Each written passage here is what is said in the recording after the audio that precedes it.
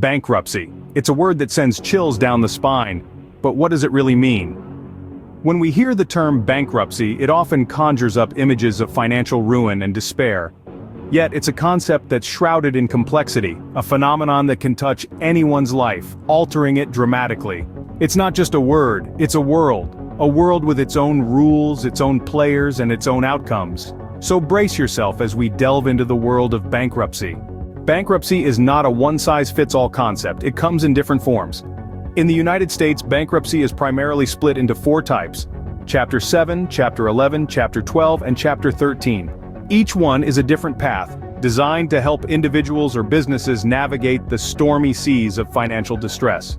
Let's start with Chapter 7, often referred to as liquidation bankruptcy. This is the most common form and is typically utilized by individuals with limited income who can't pay back their debts. In this scenario, a trustee is appointed to sell the debtor's non-exempt assets and distribute the proceeds to creditors. Next up is Chapter 11, or reorganization bankruptcy. This is generally used by businesses, allowing them to continue operating while they restructure their debts and business affairs. It provides a lifeline, a chance to recalibrate and find a way forward amidst financial hardship. Then, there's Chapter 12, a bit of a niche, as it's specifically designed for family farmers and fishermen. It's tailored to their unique economic realities, allowing them to restructure their debts and keep their operations afloat. Lastly, we have Chapter 13, which is sometimes called the wage earner's bankruptcy. This is for individuals with a regular income who want to pay off their debts in installments over 3 to 5 years. It's a plan for those who have the means to pay back their debts but need a structured schedule to do so. Each type of bankruptcy is a tool, a means to an end. They're not inherently good or bad, but rather they're options for those in need. They offer a chance to wipe the slate clean, to restructure, to keep the family farm, to find a manageable way to repay what you owe.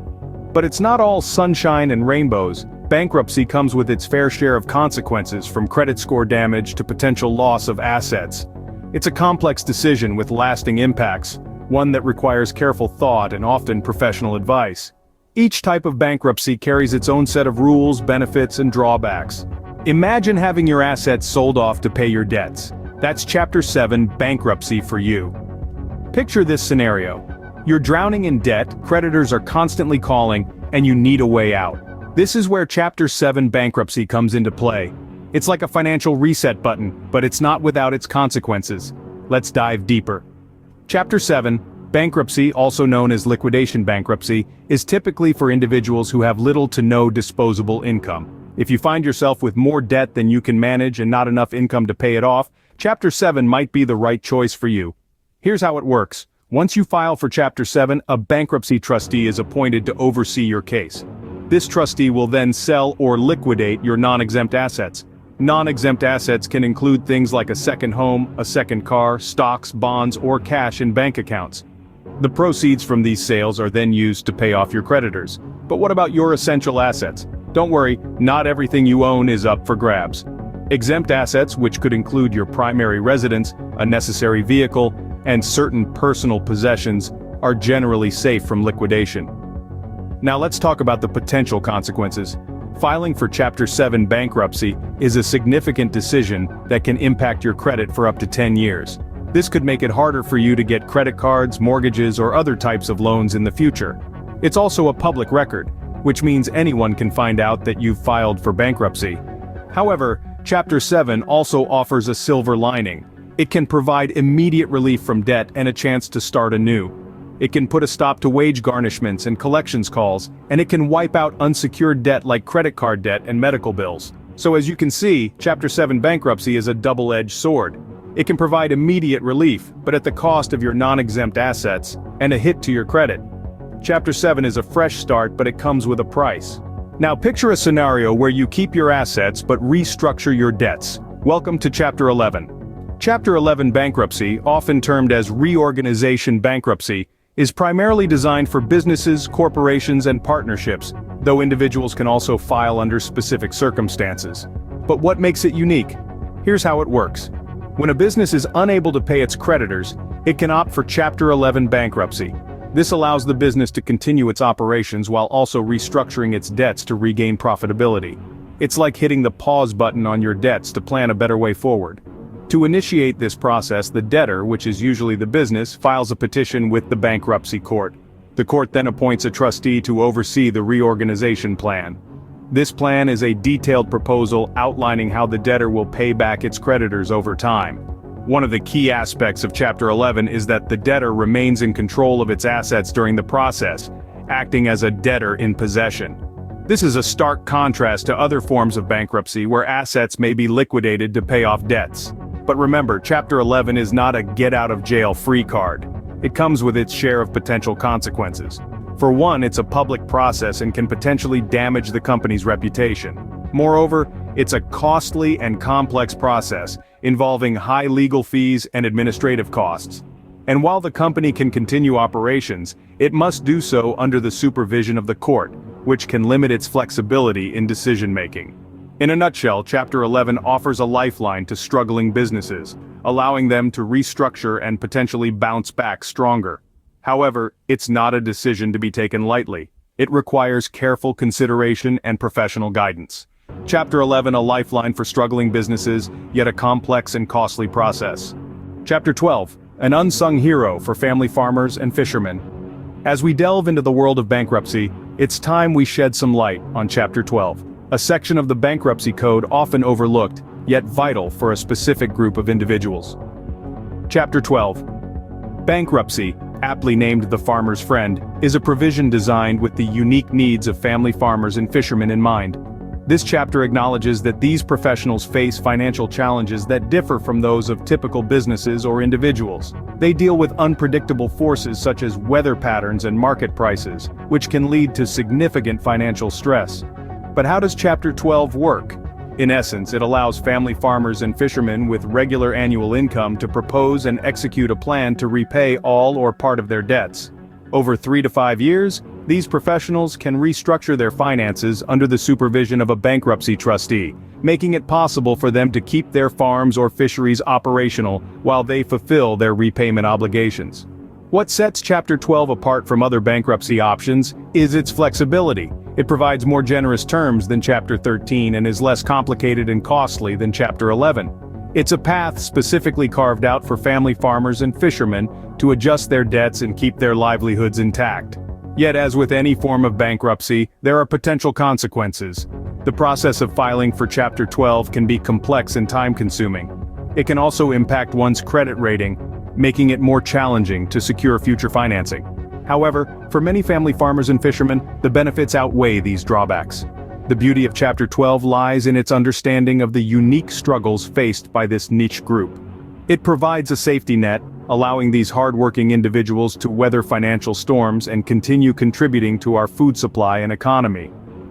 Chapter 12, a tailored solution for a niche group, bringing light at the end of the tunnel.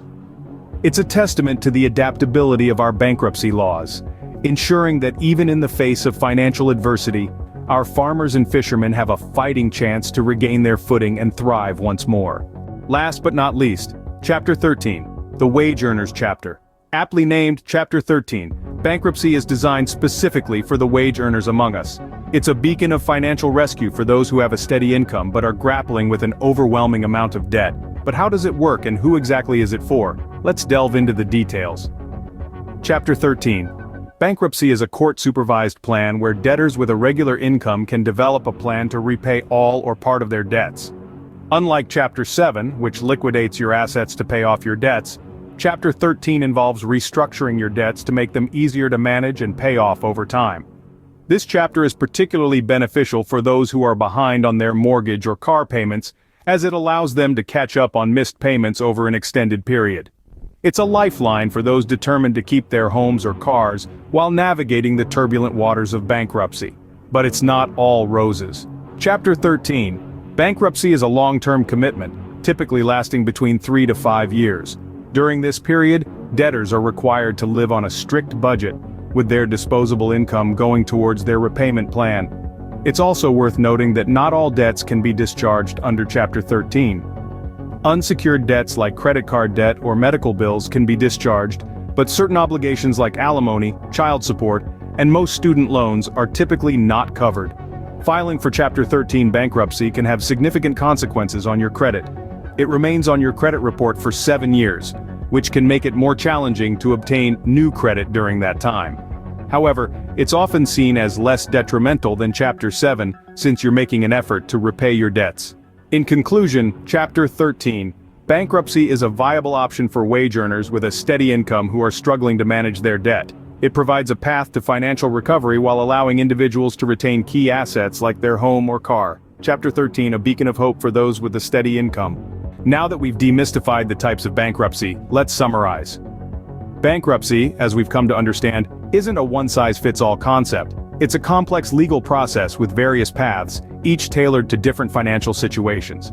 Let's refresh our memories on the different types we've covered. First, we delved into Chapter 7, the liquidation chapter. This is the most straightforward form of bankruptcy, where non-exempt assets are sold off to repay creditors. It's a quick process, but the downside is the potential loss of property. This path is viable for individuals or businesses with minimal assets and overwhelming debt. Then, we explored Chapter 11, the reorganization chapter. This form of bankruptcy is typically for businesses seeking a fresh start while staying in operation. Here, the debtor proposes a plan to pay off their debts over time. It's complex and expensive, but it can save a company from total collapse. Next, we looked into Chapter 12, the farmer's friend. This is a specialized form of bankruptcy designed exclusively for family farmers and fishermen. It provides a framework for repaying all or part of their debts, allowing them to continue their operations. Lastly, we discussed Chapter 13, the wage earners chapter. This type of bankruptcy allows individuals with regular income to develop a plan to repay all or part of their debts. It's a lifeline for those who have valuable assets they want to keep, like a house or a car. While these chapters each have their unique characteristics and requirements, they all share a common goal: to provide a legal solution for those unable to pay their debts. They offer a path towards financial rehabilitation, a chance to wipe the slate clean and start anew. But remember, declaring bankruptcy is a serious decision with long-lasting implications. It should be considered as a last resort, after exploring all other financial alternatives. Bankruptcy, a complex tool, yet a potential lifeline for those drowning in debt. In the end, bankruptcy is a serious decision that should never be taken lightly. It's akin to a financial chess game with long-lasting consequences. It's essential, then, to arm yourself with the correct knowledge and advice from trusted professionals. Whether you're facing Chapter 7, 11, 12, or 13, understanding what each entails is vital. So, before you think about checkmate, make sure you've got all your pieces in place. Remember, knowledge is power, and understanding bankruptcy gives you the power to make informed decisions.